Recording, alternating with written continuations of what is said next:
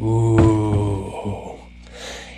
Insert angelic chorus sound effect and dramatic lens flare here. No, seriously, do that in your own head because I don't have either the budget or the wherewithal or the editing skills to do so on my own. So, just imagine it. It's beautiful, isn't it? Hey there, folks. I am the Mighty Plantain, and we are dipping into Bill's beer fridge today. I'm just going to take a quick open the door, and then we're going to grab a random can here. And what do we got? Oh, close the door there. This is Neon Balloon Dog, New England IPA from Lone Pine in Portland, Maine. So 6% ABV. Lone Pine was one of the places Bill liked to go to. He wasn't big on the IPAs, so if he's got an IPA in here, had an IPA in here, chances are it's a pretty good one.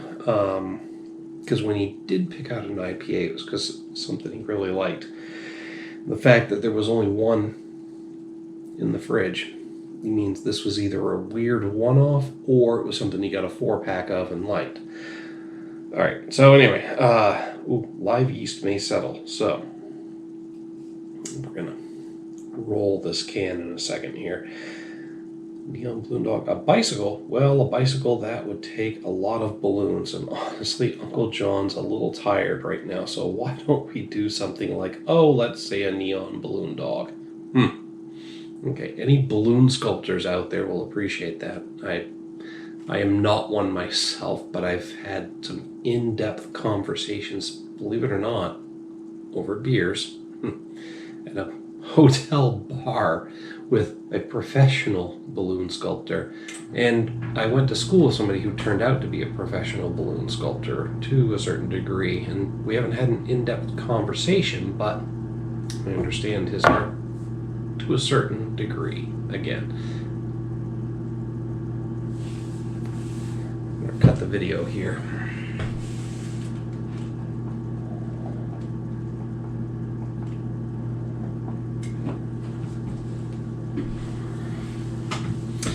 And hopefully I remember to cut it and bring it back in 3, 2, 1. So yeah, professional balloon art. It, like any other art form, folks, there's a lot more to it than you'd think, than the layman would think. Look it up sometime. There's some impressive shit out there. Anyway, I digress. Unfiltered, unpasteurized, because all good things are wild and free. Okay. Yep.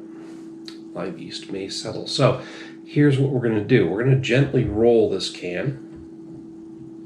This is something you should do with any beer where they say live yeast may settle or where you anticipate a lot of particulates. You can shake it, which would be a bad fucking move. But gently rolling a can like this, or a bottle, will redistribute some particulates as well as live yeasts that may have settled throughout the brew. Now,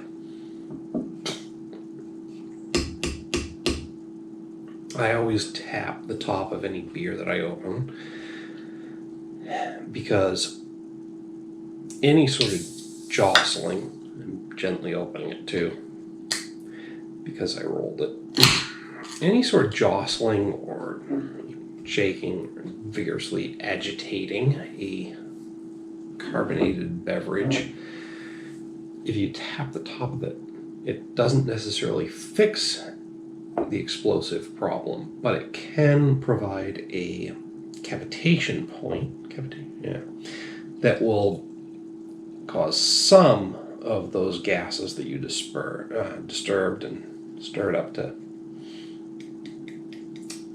not be so aggressively explosive. Anyway, it's not a guarantee, but I should always tap the top of a bottle or can before opening it, especially if you've agitated it in any way, shape, or form. That is a very, very hazy beer. It's also very effervescent. I don't know if you can see all the bubbles that are coming up down here, but there are a couple of small particulates. I didn't get them all evenly dispersed,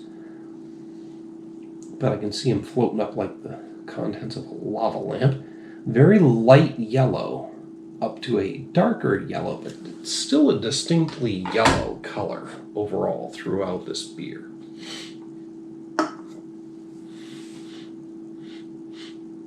Now, I'm getting a lot of citrus off of that.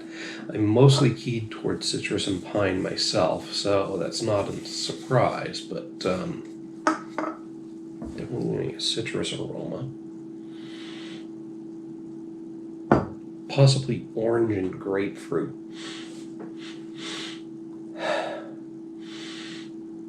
Interesting.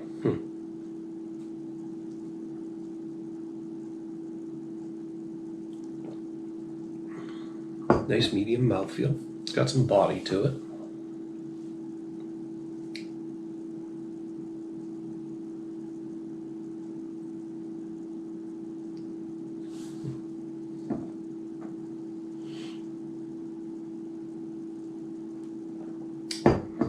Up front, just a general hoppy bitterness. And as much as I was getting citrus in the aroma, I'm actually getting some earthy notes up front in the flavor, with a hint of a metallic tang. Now, I can't blame the can for the metallic flavor. There was once upon a time you could do that. A lot of canned beers tasted like aluminum, but these days these cans are lined and designed and shaped specifically to avoid any metallic flavor contamination. So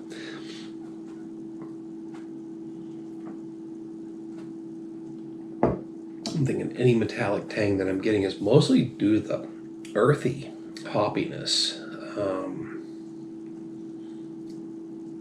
It's strongly earthy with a bit of a citrusy follow-up.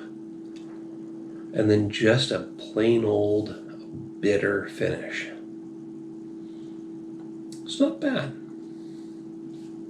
It's kind of a easy drinking IPA, and it's well balanced, which I'm pretty sure is why it made its way into Bill's beer fridge. Like I said, he wasn't a big IPA fan, but the ones he did favor were easy drinking ones. So,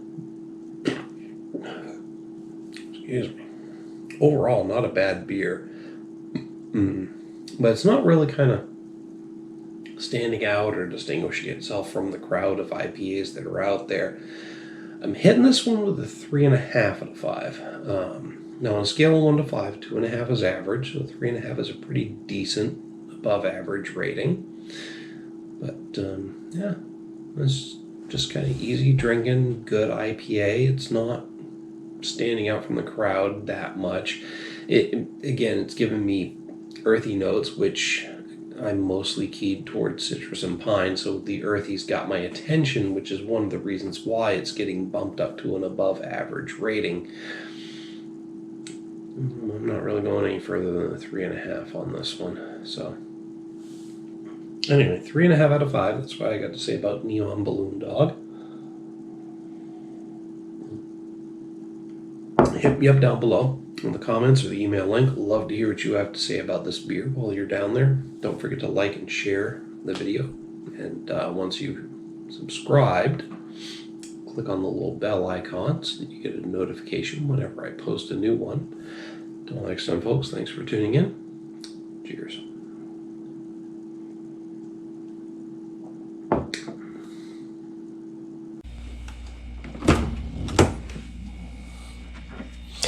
Ooh. Insert angelic chorus sound effect and dramatic lens flare here. No, seriously, do that in your own head, because I don't have either the budget or the wherewithal or the editing skills to do so on my own. So, just imagine it. It's beautiful, isn't it?